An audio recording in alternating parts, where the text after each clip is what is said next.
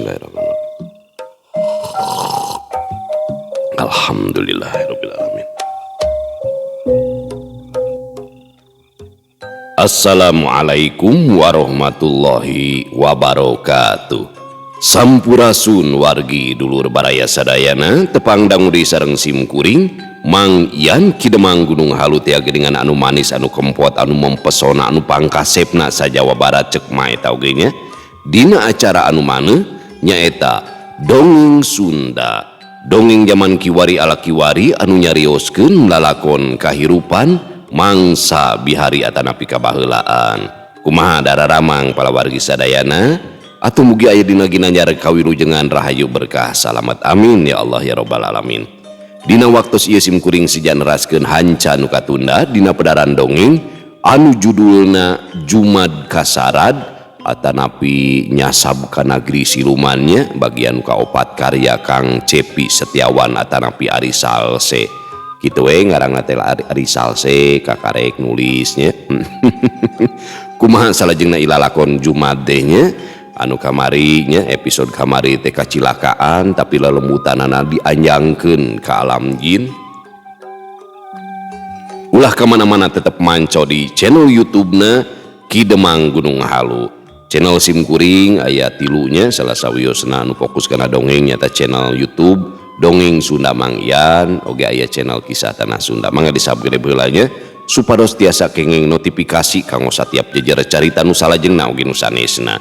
Anu parantos subscribe sim kuring ngahaturkeun rebu nuhun laksa ketika bingahan atau mugi asing tiasa janten rencang anu ngahibur ka palawargi sadayana nya kanggo ibu-ibu bari masak nyeuseuh gegerohna kanggo bapak-bapak bari nyantai di tepas ngabaheuhai nginum cikopai udud samsai nya aduh terus nunutan ngelai adai we oge di padamelanana di tempat konveksi bari ngajahit motong obrasna di tempat cukur asgarna di pasar di pabrik di kantor security bari ngajagi nu ngarondananya di perjalanan bari nyupiran pokona mah kadulu-dulu nu aya di lembur barayan nu aya di kota oge di pangumbaraan kumargi teu sakedik wargi-wargi urang nu aya di luar daerah bahkan di luar negeri sok mararanco dina pedaran dongeng Sunda Mang Ian teh janten rencang damel landong katineung cenah palawargi sadayana oge ulah hilapnya di like di komen ulah di skip iklan ada bager da eta pemasukan YouTube nya ajakan batur di share-share gitu.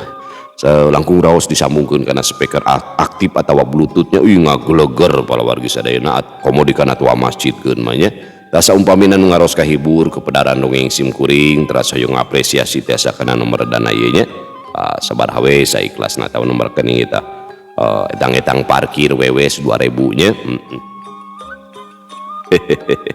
sareng simkuring nyuhunkeun ridho galihna nya ti palawargi sadayana hoyong ngahadiahan pun biang ya pamugia anjeunna sing dijantenkeun jalmi anu kenging rahmat magfirah Allah ya nyunkeun gipna osan al-fatihah da gratis al-fatihah mah nya khususan ila ruhi ahlil kubur ummi hajadiah herawati binti arukate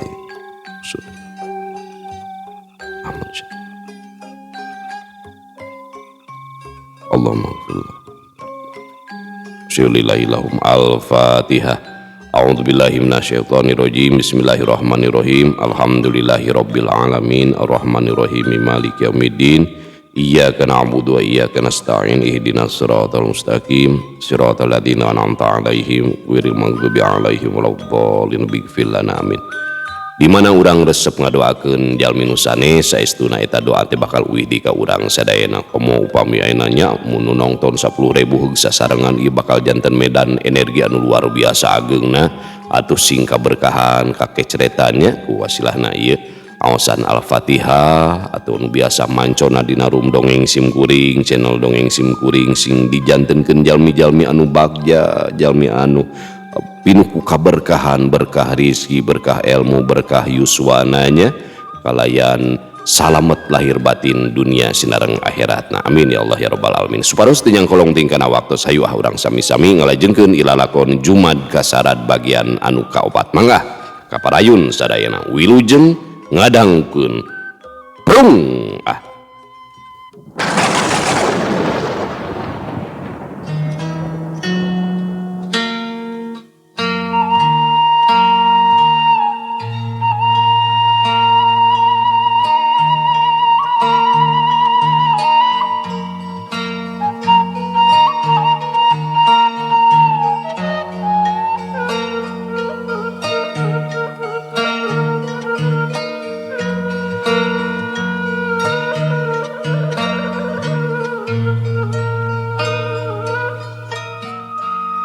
carita urang geserkeun ka rumah sakit, keun urang tunda heula ngeunaan Mang Jumad anu keur aya di Karajaan Wanaloka nampa pangbagea ti Prabu Cakradharma.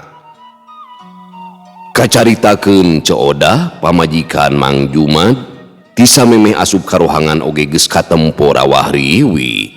Ari kitu nama teu nyangka bet nampa beja yen salakina teh ngalaman cilaka. Barang serog kasampak Haji Umar keur diuk we di deukeut lawang. Wah Haji, kumaha ari bapana? Geus datang gunungan ni. Nyaduh, ku aya wae atuh. Di mana ari Kang Jumad wah? Coodah hari weus-weus. Aya di jero nyi, yap ka dieu.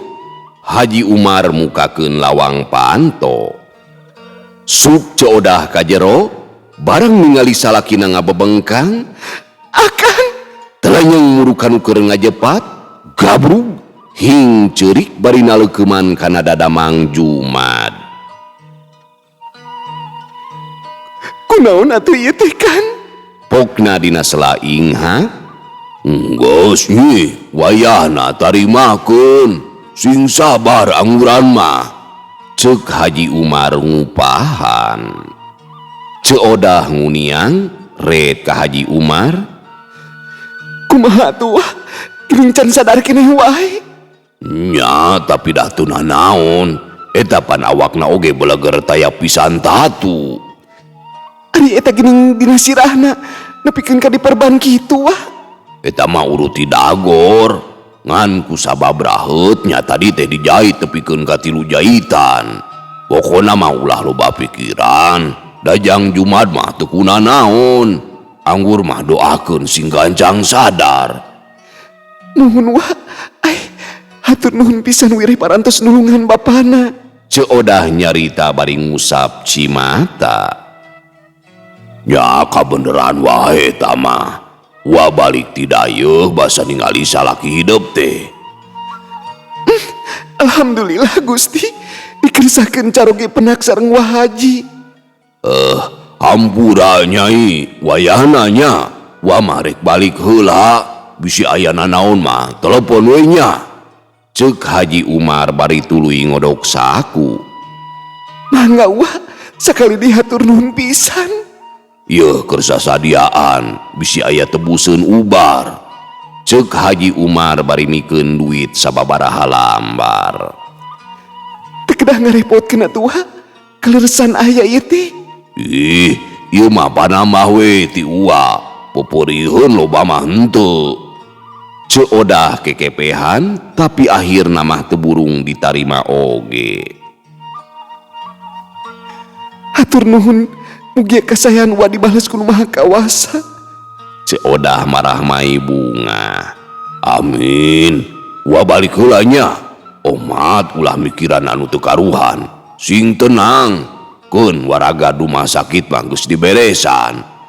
Duh, Wah. Coodah teu wasa nuluykeun omongan, berebeuy cipanona kaluar deui.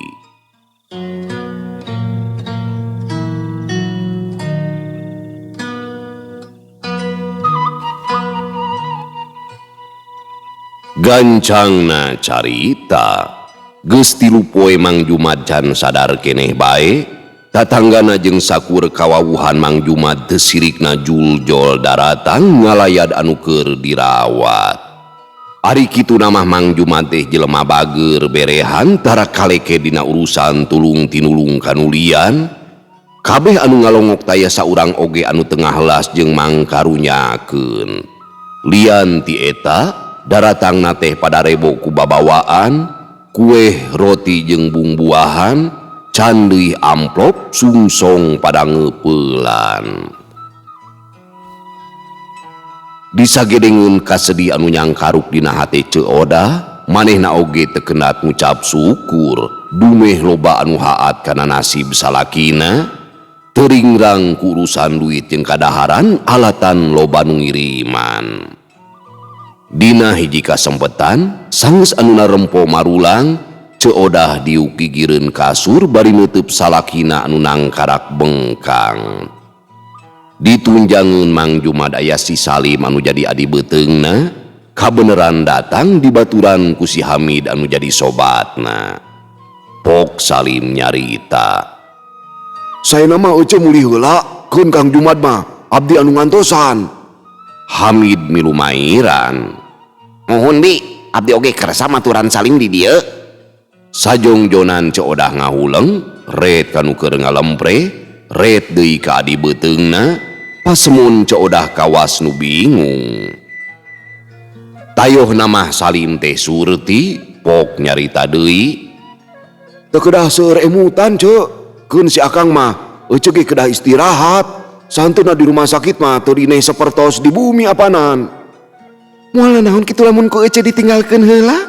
Codah kawas nu menta tinimbangan. Insya Allah ce, keun Kang Jumad mah datos kantenan ieu. Aya dokter sareng perawat langkung ahli dina aya nanaonna oge. Nya atuh ari kitu mah, Ece rek balik heula, rek nyokot salin jeung nempo ima nu geus sababaraha poe ditinggalkeun. Tah, muhun mumpung siang kene ce. Mi HP Kang Jumad nyalim, mun aya nanaon mah gancang telepon. Mangga ce. Paling isukan ada beurang ka dieuna, Ece rek ngeuseul heula. Tenang we, teu kedah ingal-ingal teuing ce. Temal Salim bari imut, sanggeus ngasup-ngasupkeun anu rek dibawa balik, Codah tuluy amitan. Wayahna nyalim, Hamid, mi HP Kang Jumad. Pokna bari gep kana kantong, saterusna kaluar ninggalkeun kamar. Saditinggalkeun ku Codah, si Hamid ngadeukeutan Salim. Mang Jumad deh koma cenanya. Heeh Mid, kumaha kitu? Salim nembal bari panonna mah mencerong kana HP.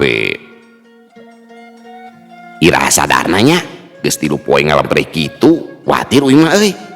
Nu matak dokter oge teu bisa nangtukeun iraha sadarna. Uing mah kungsi ngadenge beja, aya nu koma geus mang tahun-tahun teu sadar keneh wae. Tapi palias teuing mudah-mudahan Mang Jumad mah teu nepikeun ka kitu. Si Hamid ngaheru. Nya, uing ge kungsi ngadenge. Tapi ketang teu saeutik oge anu koma teh gancang sadarna. Lim, ari anu koma kumaha daharna nya? Hamid nanya deui, beungeutna katara bingung. Apaan ku impusan Mid? Oh, ku impusan, paingan atuh. Si Hamid ungut-ungutan. Paingan kumaha kitu? Salim malik mencerong. Hehehe, paingan ti tadi eueuh jatah dahar keur nu dirawat. Oh, maksudna mun aya jatah mah rek di dahar ku maneh. Hehehe, uing lapar euy. Si Hamid alangah elenge. Heueuh ieu teh daguan atunya. Uing rek keluar meuli sangu ieu teh. Salim nguniang. Siap lah, tong nilainya bisi uing katur lengan manten ieu teh. Kumaha mun tuluy komang ke. Si Hamid ngagonjak. Lamun maneh koma, bisa grogeun samal tarasi oge dijamin tuluy sadar sia teh. Jiga nama malim euy, tapi teuing lamun ku goreng ping-ping hayam mah. Ohara maneh Mamid. Cek Salim bari tuluy ngoloyong. Cag heula carita ngeunaan kayaan di rumah sakit, urang bawa pindah ka lemur di mana Codah keur nyelang balik ka imah. Geus meh tengah peuting harita teh, tapi Codah masih keneh nyileuk, anteng ngaherang nutup lalangit kamar. Hate jeung pikiranna ngait kanu jadi salaki anu ngalempre di rumah sakit, ngarasa melang ras inget kana omongan dokter anu nyebutkeun yen koma mah sadarna oge teu bisa dipastikeun iraha-irahana. Codah rumahuh dina sela ambekan anu ngadadak karasa berat. Sabot keur kitu, di luar kadenge nini-nini anu uluk salam, Codah curing hak. Najan bari jeung tepati yakin ku dedengeanana. Sampurasun, Nyi Odah? Codah nguniang gek diuk sajongjonan ngahuleng. Sahanya? Gerentesna Nyi Odah? Punten? ku harita mah eces kapireng. Kiki, sora Nini Suli? Codah ngagereneng laun. Nya ieu kami, buka pantona, can sare ling? Gebeg Codah ngarenjag. antara ruas sepeda katohian ngagereneng jeung kayakinan hatena ngeunaan Nini Suli anu keur aya di hareupeun imah. Nini Suli eta teh? Ceodah nanya ku sora satengah ngagero. Heueuh Nyai, ieu Nini. Ceodah lalaunan ngalengkah muru janela tuluy nyingraikeun hordengna. Barang breh katempo Nini Suli keur ngajanteng we bari ngais gembolan. Geus kitu mah koloyong muru ka panto hareup, kulutrak muka kunci panto, brai dibuka. Euleuh, Nini? Namun wengi-wengi teuing sumping ka dieu teh, padahal mah enjing deui atuh. Heueuh, satadina mah rek isukan. Tapi sanggeus dipikir-pikir, apan isukan teh rek boga anu digawe? Eta si Saep rek macul. Ceodah teu ieu loba pikiran, pok nyarita deui. Menika was teu aya di waktosnya, mangga kalebet nih. Nini Suli asup nuturkeun anu boga imah, tapi barang geus di jero pok nyarita. Pareuman lampuna Nyai, Nini mah teu kuat ku serab ieu teh. Oh, mangga nih. Klik ceodah mareuman lampu anu di tengah imah, tuluy diuk pahareup-hareup. Pupi Nini tengah haja ka dieu? Pokna bari imut. Tengah haja Nyai, Nini teh nyimpang. Tadi sore tas nepungan heula incu. Hawatos teuing, mana poek deui. Geus tuman ieu Nini mah. Nini teh ngadenge beja yen Jang Jumad kacilakaan. Hampuranya ukur bisa ka dieu. Heuda ari kudu ka rumah sakit mah Nini teh teu apal. Sumuni nyuhunkeun piduananya, mugia Kang Jumad enggal damang. Ih, puguh we ku Nini didoakeun pisan. Jeung deui matak datang ka dieu teh, Nini rek sakalian mikeun keuni anu eusina cai herang, menang nyokoti sirah cai anu di Cikahuripan. Sugan jeung sugan jadi cukang lantaran nyaeta cageurna Jang Jumad. Ceuk Nini Suli bari ngudar aisan. Tuluy neundeun keuni dina luhur meja. Ceodah bati hareugeun, ret ka kendi, ret deui ka Nini Suli, anu direret teh kalah tungkul. Sabenerna ceodah teu pati yakin, ngan ku sabab mung nyigeung kanu haat rek nulungan antukna teu burung ditarima. Hatur nuhun Nini, padahal mah teu kedah ngarepotkeun sagala. Ih, teu pisan-pisan Nyai. Ieu ditampinya, mudah-mudahan Kang Jumad enggal damang sabihara-sabihari deui. Heueuh nya sok kainya, eta caina teh usapkeun kana beungeut Jang Jumad. 3 kali we nya, tuluy leungeun jeung sukuna oge nya, tapi omat kudu dina wanci sareupna. Ceuk Nini Suli papadon. Mangga Nini, geus sakitu we kami rek balik. Nini Suli nguniang. Ih, nah inggal-inggal teuing, ngawungi we atuh ni, kaleuresan abdi teu aya rencang. Lain teh hayang Nyai, apaan isukan terek aya nu digawe. Nini Suli keukeuh ngoloyong. Ih, Nini mah nya Antukna mah ceodah teu bisa nyaram.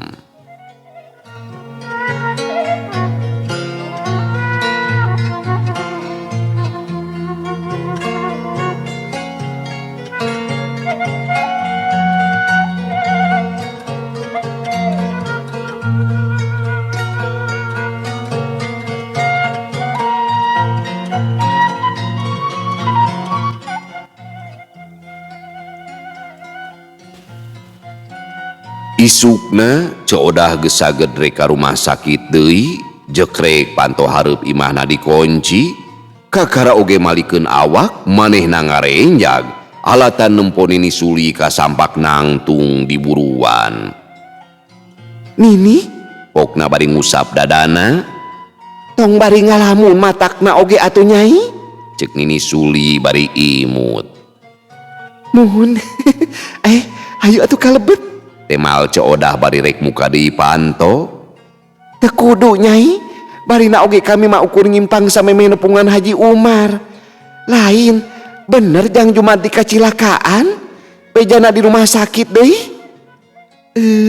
Ceu Odah tekebat nyarita, kalahkah kerung awahing banget ku heran. Pok Nini Suli nyarita deui bangun anu teu malire kanu keur ngahuleng.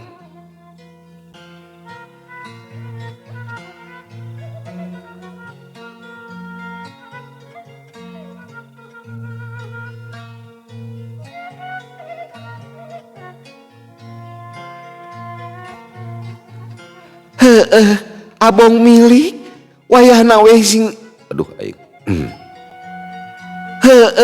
abong milik wayahna we sing sabarnya atuh nu geuringna oge sing geracager.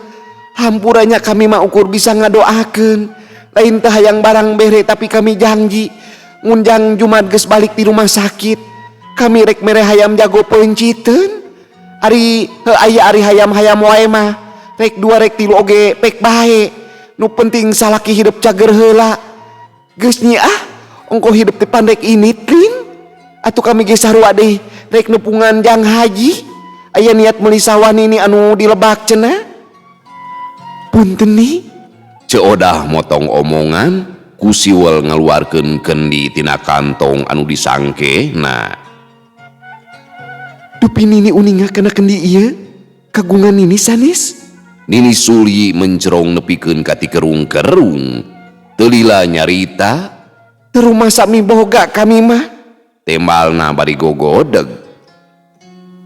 Dupi tadi wengi nini ka dieu. Ih, ari nyai tong boro peuting. Dalah beurang oge kami mah tara ka mamana. Nya kumaha kitu?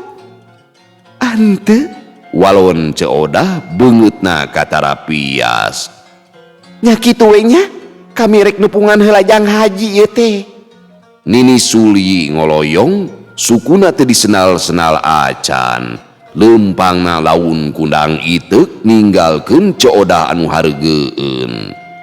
Ge Ceu Odah diuk leungeunna anu keur nyekel kendi teh katempo ngeleper. Ret diteuteub dina jero pikirna pinuh ku pananya. Mun seuk nyacai kendi ieu bakal jadi cukang lantaran. Ceuk Ceu Odah bari ngasupkeun deui kendi kana kantongna.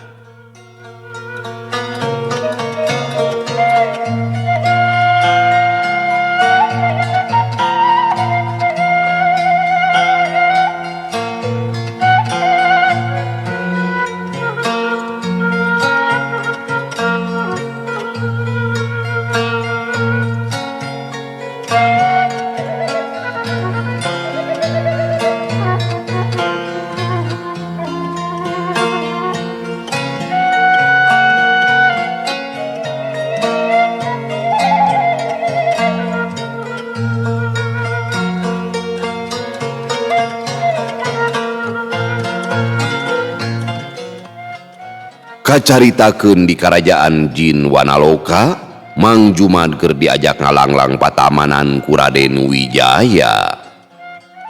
Tah, ieu mah taman kerajaan Mamang, ceuk Raden Wijaya bari imut. Oh, muhun Aden. Mang Jumat unggeuk. Tetempoanana muter ka sabudeureun taman. Endah pisan, sakumaha kasauran tuang Rama, Mamang janten ngaraos betah ieu teh. Temal Mang Jumat seserengehan. Mangga tuh urang teras kapali ditu Mang. Oh, mangga Mamang mangiringan. Bral duanana nyalusur patamanan. Legana patamanan pinuh ku kekembangan mangrupa warna, wawangina nyambuang nyalusup minuhan dada. Unggal pepelakan ditata sangkan payus katempona. Sanggeus ngaliwatan patamanan, beras kahiji tempat anu pinuh ku tangkal bungbuahan, parendek ngajajar rapi, jabani ngresik taya kalakai hiji-hiji acan anu ngagoler dina lemah. Jambu, jeruk, apel, rambutan, kadu jeung cau keur mujeuhna baruahan jeung arasak dina tangkal. Mang Jumat batin reuy cidu ningali rambutan anu bareureum jeung galede buahna, panuna mencerong kawuh pasemon ngemurah sakabita. Raden Wijaya Surti srog ngadeuketan. Mangga upami palai mah kantun metik wae mang. Wios aden.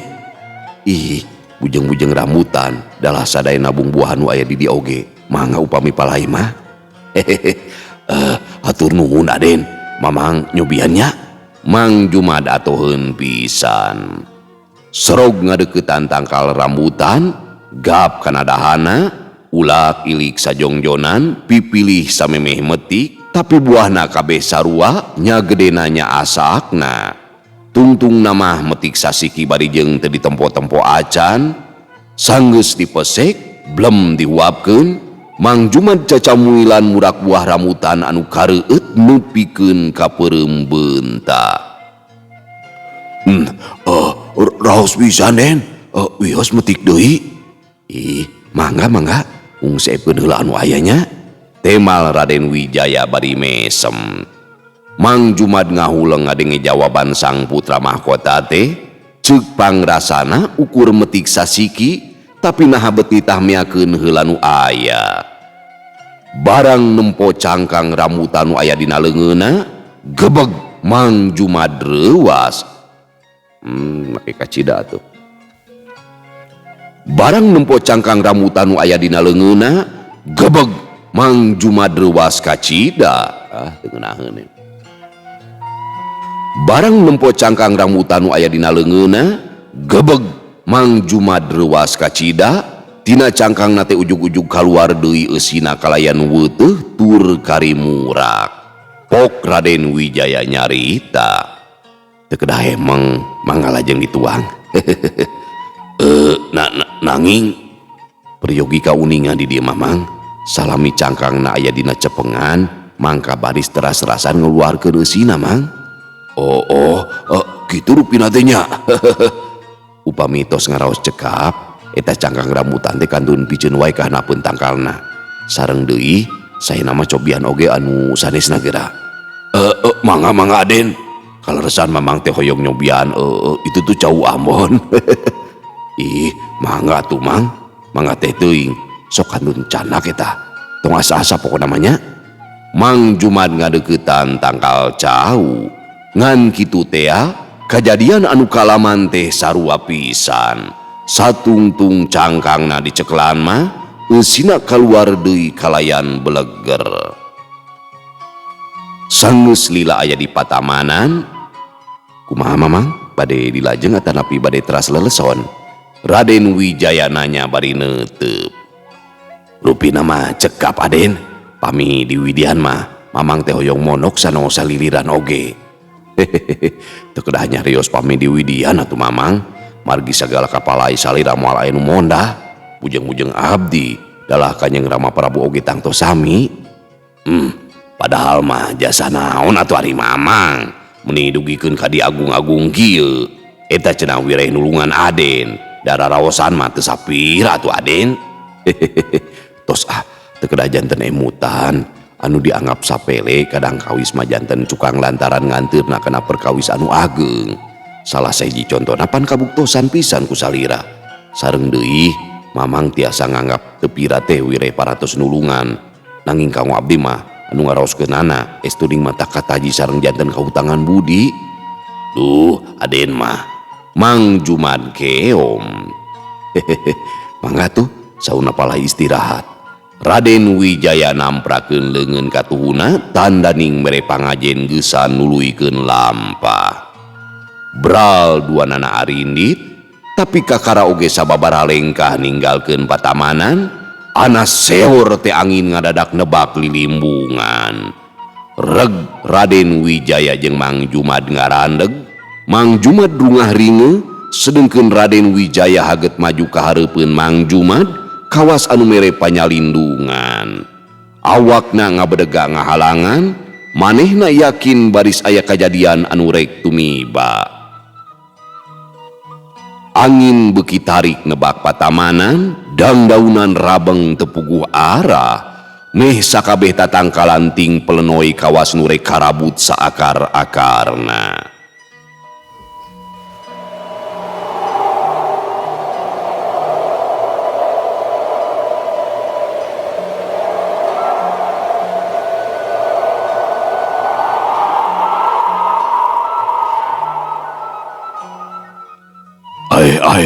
Aya naon ieu teh? Ceuk Mang Jumad kawuh pasemon kasieun.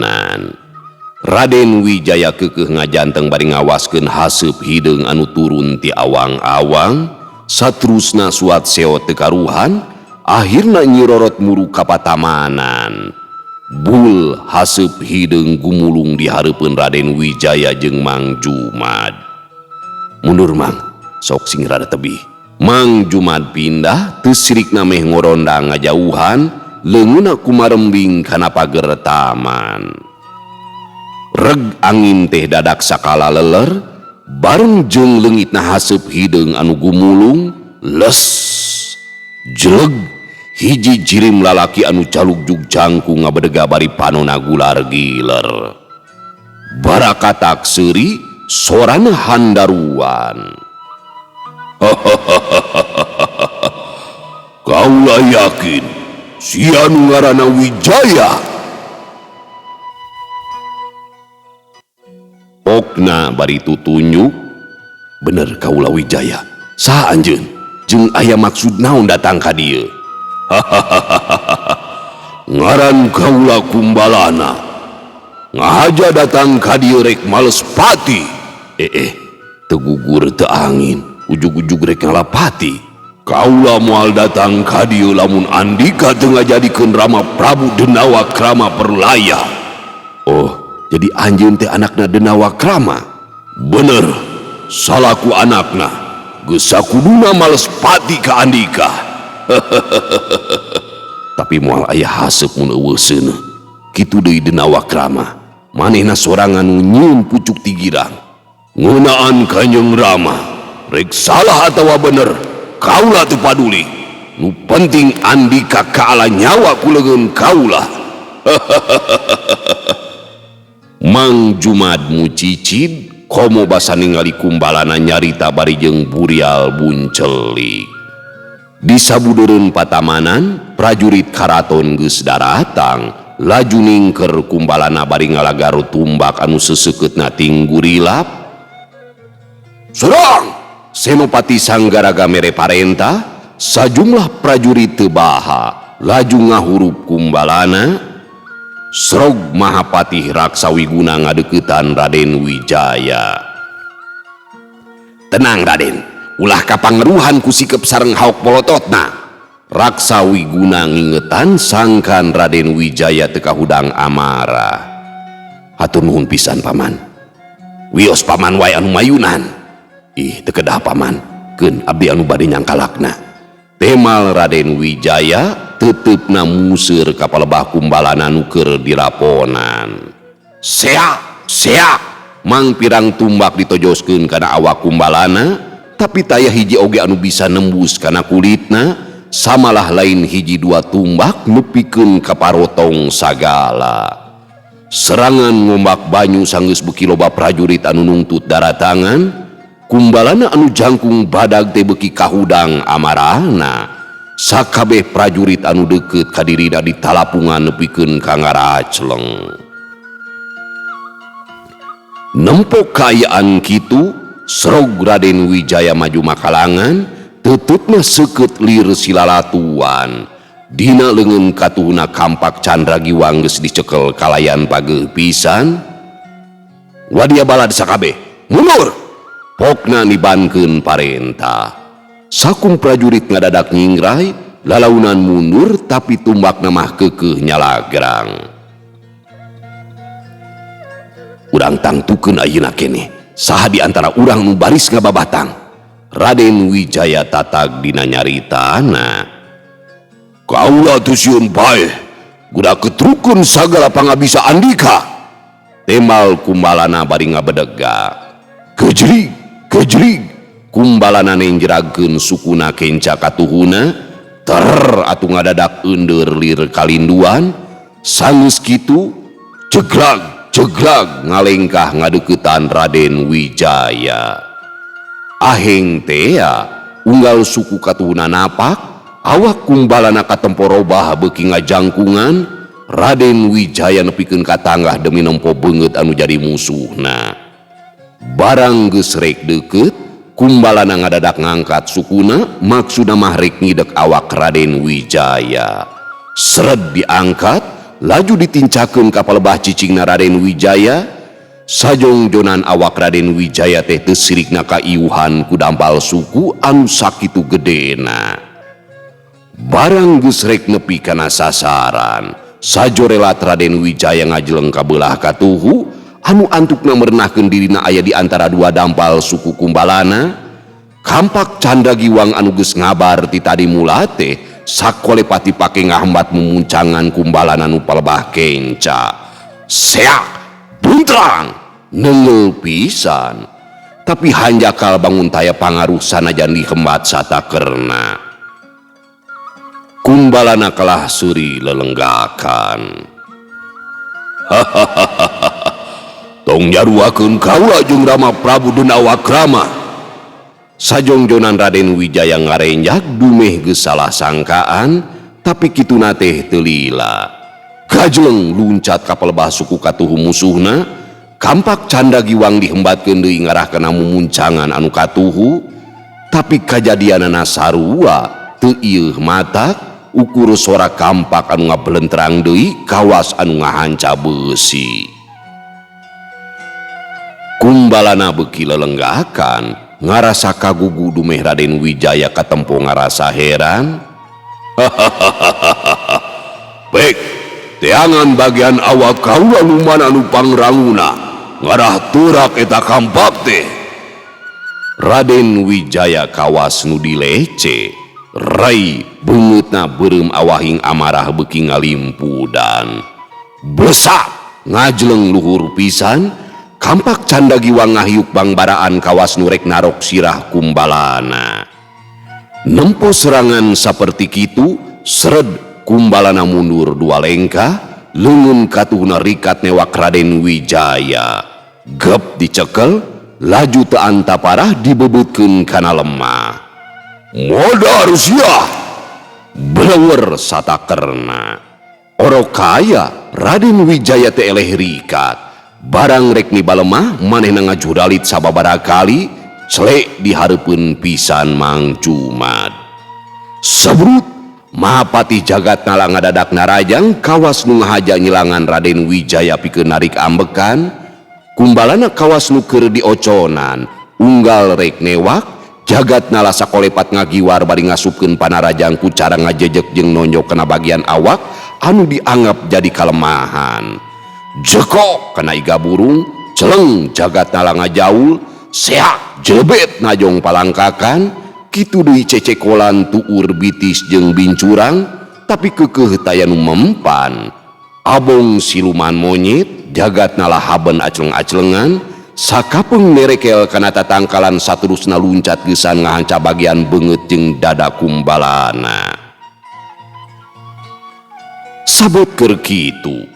Di langit palebah wetan katempo aya haseup hideung suat seot, beuki lila beuki nyirorot, antukna gumulung dihareupeun Mang Jumad jeung Raden Wijaya. Les, jangelek ngajirim jadi Mahapati Raksa Wiguna, pok manehna nyarita. Haturan Raden, kituna teh tuluy nyembah bari jeung tungkul. Mamang mualami, mung bade nyuhunkeun tulung ka salira Raden. Berkawis naon teh apa salah sora di salah sora Mang. Bagi paman Wilujeng Sumping, mamang mualami mung bade nyuhunkeun tulung ka salira Raden. Berkawis naon teh paman? Raden Wijaya beuki mencerong. Binasakeun Kumbalana, margi eta denawa teh parantos ngaruksak sabagian nagara Bujangkara. Nalika murang maring milarian sahanu parantos ngajantenkeun Ramana Perlaya. Dina nyana oge tetep kumelendang, tos kantenan baris janten cucuk rungkang di nagara Bujangkara. Raksa Wiguna nyarita binarung teteupna anu pinuh pangharepan.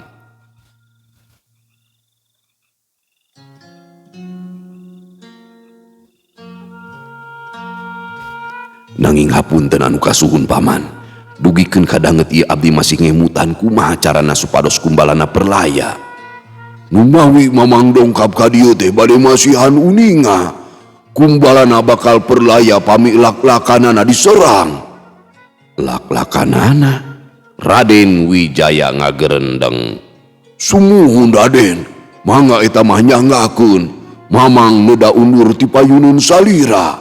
Bangun anu teu ngadaguan jawaban heula, les raksa Wiguna tuluy ngahian sanggeus nyembah kalayan ajrih nakeranan.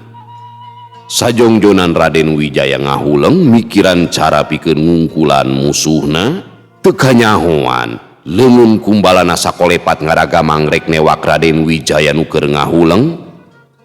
Awas Raden! Mang Jumad ngagero bari nubrukeun awakna. Gedebut Raden Wijaya labu bari tuluy ngagorentel, tapi balukarna Mang Jumad jadi karangeum ku leungeun kumbalana.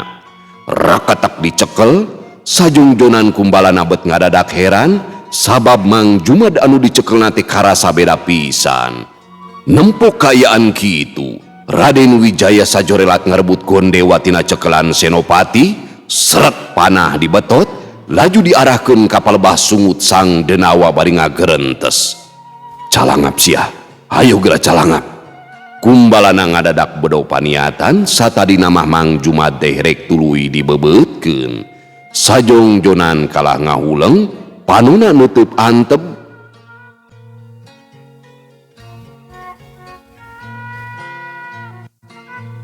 Ari siasa, kaulah yakin siamah lain pangungsi alam siluman. Mang Jumad hese ngambekan alatan awakna dikepeul pageuh pisan. Beuki lila beuki leuleus, tapi kasadaranna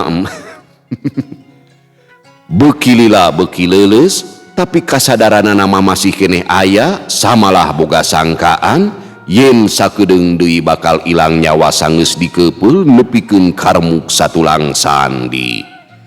Nyaku alatan eta Mang Jumad masrahkeun diri kanu Maha Kawasa, nampa papasten munseug dirina perlaya ditanda saku buta. Kalayan sadar Mang Jumad ngagerendeng. La ilaha illallah. Na atuh anak kociak teh kumbalana ngagorowok tarik pisan bari jeung manjang. Oh, bolas!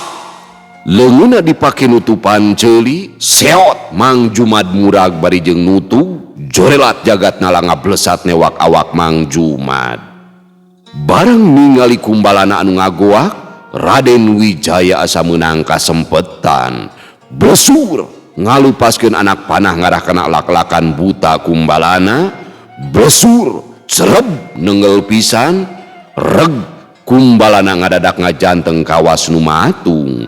Panuna molotot, awakna ngadegdeg, leungeunna ngeupeul, sora urat katarik pating reketek.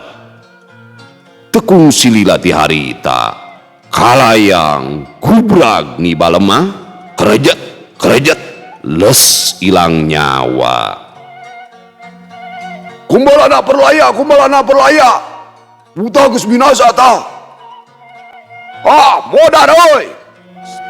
Sakur nu aya surak ambal-ambalan bari jeung pahibu tinggarero.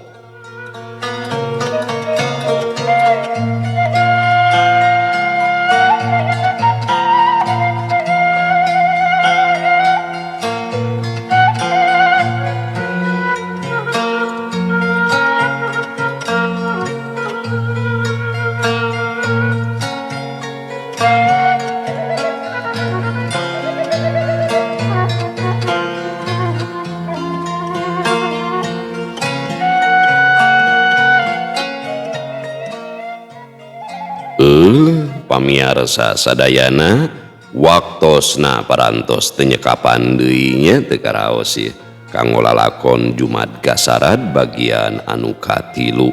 Masyaallah nya ieu gambaran kahirupan Mang Jumad nyaah nulungan nya, nulungan anu memang butuh ditulung nyaeta makhluk Gusti anu wujudna anak monyet sing horeng eta teh anak raja jin. Da sifat jin teh salah sawiosna nyaeta sihir, biasa ngawujud jadi sato ada ngawujud jadi orai atau naon baik gitunya, tapi dina kayaan beuting biasa teh.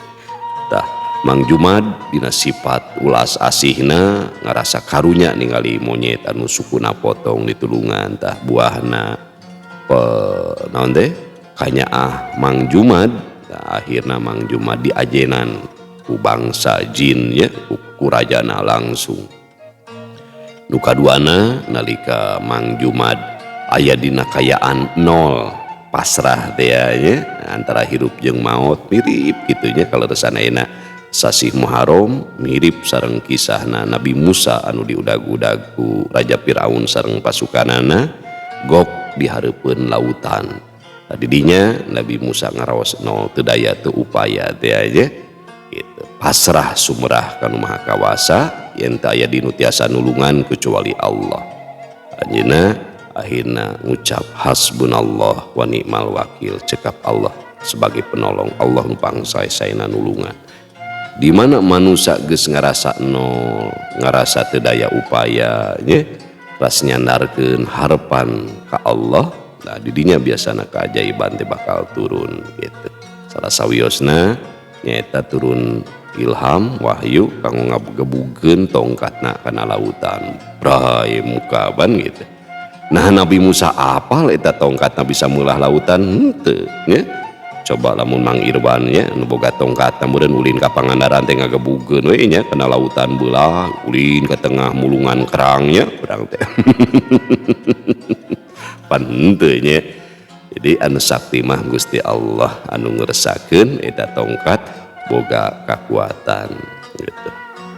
Malah dina setiap doa-doa teh kan urang teh ngagungkeun Allah, ngalemahkeun diri urang. Allahumma antal azizul kabir wa ana abduka dalilu dhaiful ladzi la haula wala quwata illa bika.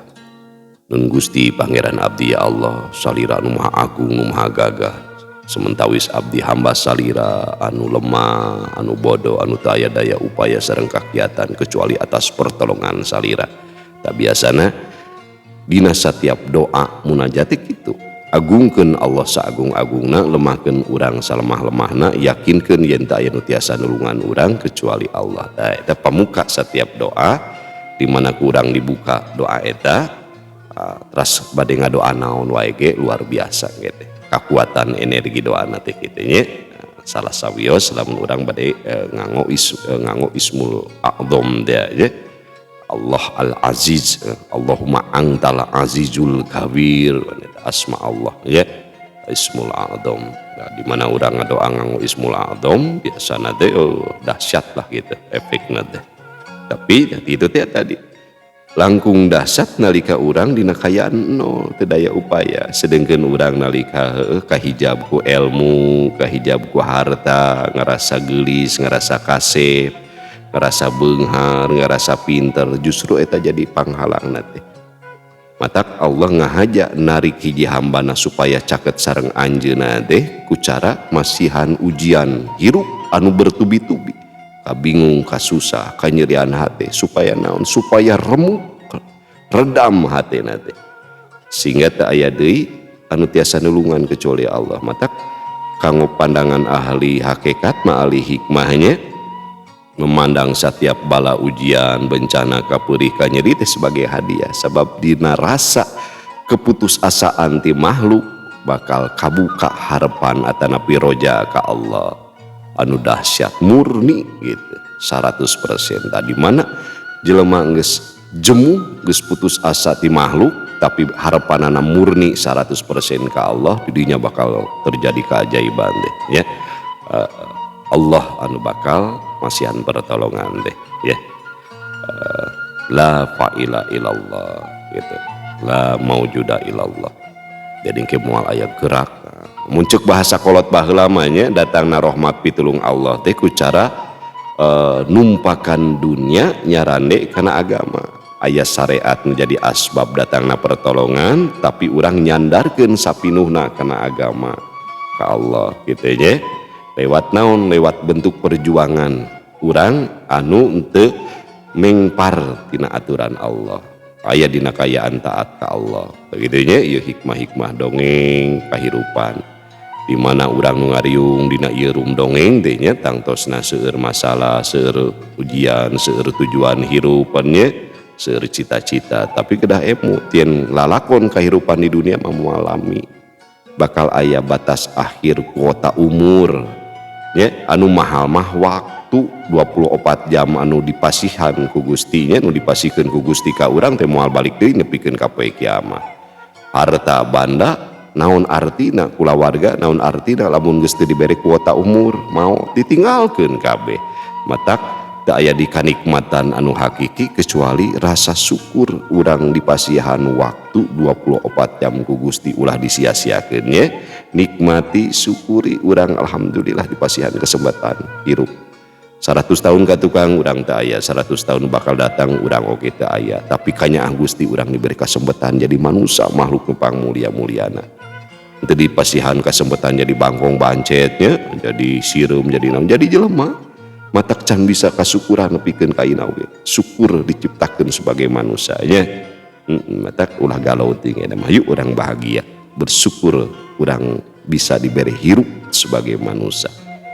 Waktu masih keneh aya, rek sehat, rek gering ya, rek beunghar, rek miskin nu mahal mah waktu. Jangan naon beunghar teu boga waktu oge nya. Jangan naon jadi pajabat teu boga waktu teu sakedik jelema zaman kiwari mah maot ngadadakeun ngoranya, angin duduk, kecelakaan, serangan jantung sagala rupa lah gitu. Alhamdulillahnya yuk urang sasarengan pamugia anu hadir dina ieu rum dongeng Sunda sing jadi jantenkeun jalmi-jalmi anu syukur ya, ahli syukur. Sakitu anu kapihatur hapunten anu kasuhun bobot sapanon carang sapakan. Cag urang tunda di hanjuang siang urang teuneun di haneulem sieum baranti nyokot ninggalkeun mangsa datang ka sampeur deui. Wallahu muwaffiq ila aqwamit thoriq. Wassalamualaikum warahmatullahi wabarakatuh.